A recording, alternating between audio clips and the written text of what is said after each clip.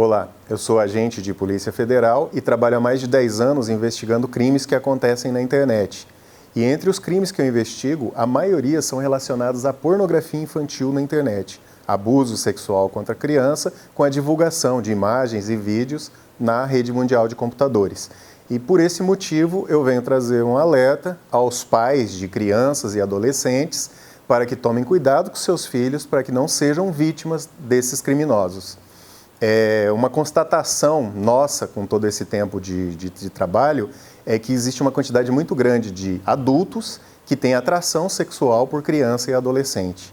E eles buscam hoje em dia, principalmente por meio da internet, porque é um canal que eles têm para se aproximar das vítimas e com uma certa segurança de não serem expostos diferente do que acontecia no mundo físico, quando ele tinha que se aproximar fisicamente de uma criança, de um vizinho, e corria bem mais risco de ser notado pelos pais. Pela internet, ele se sente seguro para estar se aproximando dos nossos filhos e atingindo eles, mesmo no momento que a gente acha que ele está tão seguro, dentro do quarto dele, no conforto e na segurança dos nossos lares. Então, por isso, eu venho hoje trazer esse alerta para os pais, para que reflitam e pensem melhor em como lidar com seus filhos quando eles usam a internet. Esses criminosos, para eles se aproximarem das crianças e dos adolescentes, eles não podem usar as características, o perfil, a fotografia real deles, porque senão eles seriam frustrados nessa tentativa. Imagina um homem de 60 anos se aproximando de uma criança e de um adolescente e falando: olá, quero ser seu amigo no Facebook, eu gosto muito de você, pode me adicionar? É claro que isso não funcionaria. Então, eles, aproveitando de ferramentas que a internet fornece, da capacidade da gente se passar por outra pessoa, de criar toda uma personalidade fictícia nas redes sociais, principalmente, ele cria, então, um perfil adequado para ele se aproximar da vítima que ele quer fazer. Então, o primeiro passo para ele criar esse perfil é analisar todas as publicações, fotos, comentários que a vítima faz na rede social, no Facebook, no Instagram, TikTok. E ele analisa, então, para verificar o que essa criança, esse adolescente gosta, qual é o cantor favorito, aonde ele gosta de ir, sobre o que ele gosta de falar. E com base nisso, nessas informações que ele coleta, ele cria um perfil adequado, que parece perfeito para ser amigo dessa vítima. E daí, então, ele se aproxima da vítima e tenta ganhar intimidade, e com o tempo, ele tem todo o tempo do mundo, porque simultaneamente ele está fazendo centenas de vítimas, ele acaba conseguindo a confiança da vítima e pedindo pornografia infantil. De alguma forma ele tenta convencer essa criança ou esse adolescente a enviar pornografia, abrir a câmera ou mandar uma imagem íntima prometendo que vai apagar em seguida. E muitas vezes, depois que ele obtém essa pornografia infantil, ele não se contenta apenas em divulgar isso entre as redes desses criminosos, mas eles começam a ameaçar as crianças e exigir que elas mandem mais pornografia ainda, mais imagens íntimas, sob a ameaça de que aquelas que eles já têm seriam divulgadas e informados os pais, os parentes, caso eles não cedam a essa ameaça. E isso leva a criança a um sofrimento muito intenso que às vezes os pais não entendem. Ele vê que o filho está apático, não está querendo ir na escola, não tem concentração, está sempre meio triste, pensa mil coisas, às vezes até no envolvimento com drogas ou com um problema psicológico, e essa criança, esse adolescente pode estar sendo vítima de um criminoso que está ameaçando ele, obrigando a fazer coisas horrendas, sob a ameaça de divulgar o material que já conseguiu, naquela fase que ele estava de conquista, de convencimento, ele ameaça de mandar essas imagens caso a criança ou adolescente não cumpra o que ele determina. Já aconteceu o caso da gente está investigando de uma adolescente que ficou quase 3 anos sob ameaça de um criminoso desse, sofrendo, calada, sem que os pais soubessem, num sofrimento emocional muito grande, e não tinha coragem de falar não para o criminoso, com medo das consequências de divulgação das imagens que ele já tinha. Então, toda vez que o criminoso pedia, ela fazia o que o criminoso pedia. E só quando a mãe acabou descobrindo é que veio ao conhecimento das autoridades e que ela se livrou de todo esse transtorno.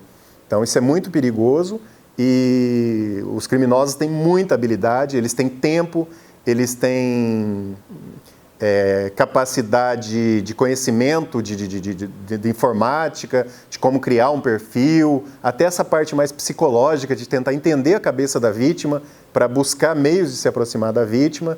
Então, é uma situação muito perigosa. Voltando lá ao que eu falei um pouco mais para trás, às vezes a gente acredita que o nosso filho está seguro porque ele está dentro do quarto dele, dentro da casa dele, e às vezes ele está em contato direto com criminosos. Outra forma dos criminosos se aproximarem de crianças são em jogos online que permitem a interação. Tem diversos jogos que as crianças e os adolescentes gostam e eles acabam interagindo com outras pessoas pelo mundo afora.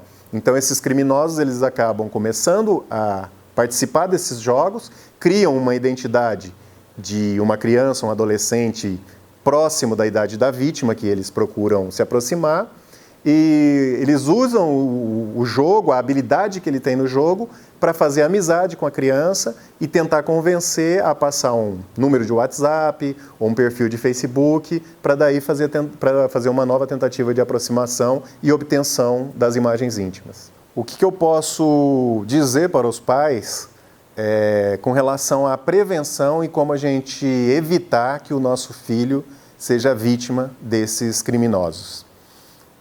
Principal coisa, o diálogo. A gente tem que buscar saber o que os nossos filhos fazem na internet. A maioria dos pais, se eu chegasse e perguntasse hoje qual é o jogo que o seu filho gosta de brincar na internet, quais são os amigos que ele tem na internet, ele tem amigos que ele não conhece do mundo físico, ele só conhece pela internet, ele fez em um jogo, ou é um contato de Facebook que ele não conhece pessoalmente, a maioria dos pais não saberiam me responder. Porque eles confiam que, pelo filho estar dentro de casa, ele está seguro. E não imagina que ele está em contato com pessoas das mais variadas índoles e intenções.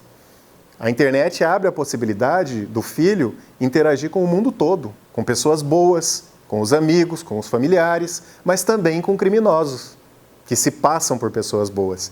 Então, e os prejuízos que os filhos podem sofrer do envolvimento com esses criminosos na internet são tão graves e talvez até maiores do que os prejuízos que eles teriam se conhecessem essas pessoas no mundo físico. Porque muitas vezes alguns abusos que as crianças sofrem com o uso da internet, dessas redes sociais e tudo mais, pode causar mais traumas e muito mais prejuízo que se ele conhecesse um abusador fisicamente que não teria coragem de abusar dele, porque ele está sempre perto dos pais e sempre sob a vigilância de outras pessoas. Na internet, essa criança está solta, está largada. Então, os pais precisam saber o que os filhos fazem, conversar com os filhos, dar instrução. Por exemplo, se você tem um filho jovem e pela primeira vez ele vai sair de casa sozinho ou com os amigos longe dos pais, a tendência de qualquer pai é dar um monte de instrução para essa criança ou para esse adolescente. Fala, olha, cuidado, você não fica em um lugar isolado, cuidado ao atravessar a rua, olhe para os dois lados, não converse com estranho, se você estiver numa festinha, tome cuidado com o que você bebe, alguém pode colocar alguma coisa na bebida. Isso desde da nossa época de criança, a gente ouvia os pais falando e alertando sobre os perigos do mundo quando o filho sai para o mundo. Só que a gente não faz a mesma coisa quando o filho sai para o mundo da internet, que também é um mundo perigoso. E normalmente a gente não alerta os nossos filhos. Cuidado, porque tem pessoas na internet que pode tentar obter pornografia sua. Então não mande imagem íntima na internet. Cuidado como você se comporta nos seus diálogos, nas suas conversas com seus amigos, num grupo do WhatsApp, num grupo de Facebook. Porque se você ofender o teu amigo, se você de alguma forma criar um dano moral para esse amigo, você pode ser responsabilizado, e até o pai e a mãe podem ser responsabilizados. Então, não discuta, não seja grosseiro, não xingue o amigo na internet, porque o pai dele pode não gostar e pode vir conversar comigo. Então, é muito raro a gente ouvir esse tipo de diálogo por parte dos pais, passando instruções, alerta, tentando explicar para o filho os perigos que ele corre quando ele está usando a internet. E é claro que para isso os pais também têm que procurar conhecer a ferramenta, porque senão ele não tem muito. Apesar de que a maioria das dicas que você pode dar para o seu filho para ele estar seguro na internet são as mesmas dicas que você daria para ele estar seguro em qualquer outro lugar, no ambiente físico.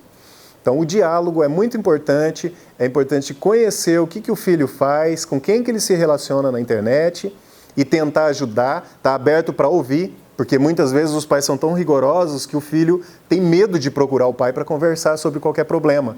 Então, ele pode ter uma tentativa de um criminoso de pedir para ele uma imagem íntima e ele não ter coragem de falar para o pai. Porque o que ele vai pensar? Se eu falar isso para o meu pai vai me proibir de usar a internet. Então é melhor eu ficar quieto e não contar para o meu pai, porque senão ele pode tirar o meu computador. Então isso é complicado. Isolar a criança desse meio, muitas vezes quando a gente começa a falar sobre os perigos da internet, dá aquele medo nos pais e eles falam, nossa, é melhor então eu evitar que os meus filhos usem, né? Eu vou restringir, eu não vou deixar que ele use rede social, eu vou restringir o uso de internet. Mas eu não creio que isso daí seja uma solução interessante, porque uma hora ou outra ele vai precisar disso, porque hoje a gente convive muito mais no ambiente virtual do que no ambiente físico. Eu converso com muito mais pessoas na internet do que fisicamente. Então, transações bancárias eu faço muito mais na internet do que na agência bancária. Compras eu faço muito mais no comércio eletrônico do que nas lojas físicas. E essa é uma tendência. E os nossos filhos têm que estar preparados para conviver e saber usar esse mundo.